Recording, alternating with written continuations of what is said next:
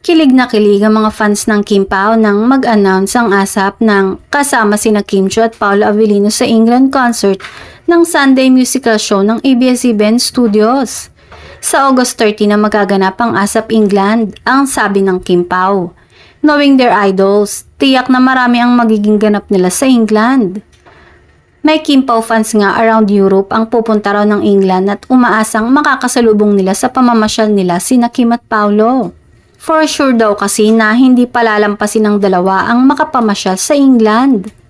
Umaasa rin ng Kim Pao fans na magiging generous sina Kim at Paolo sa pagpo-post ng pictures at videos nila. May isang fan pa nga na pupunta raw sa mga sikat na jogging spots around England at aabangan kung magja-jogging ba ang dalawa. Masipag kasi sina Kim at Paolo na mag-exercise kahit nasa abroad sila. Chika naman ang isa. Sana by the time na nasa England sina Kim at Paolo ay naamin na raw nila ang tungkol sa kanilang relasyon. Samantala, kahit wala pa namang sinasabi sina Kim at Paolo kung talagang sila na, ay obvious naman yon sa mga dialogue at galawan nila.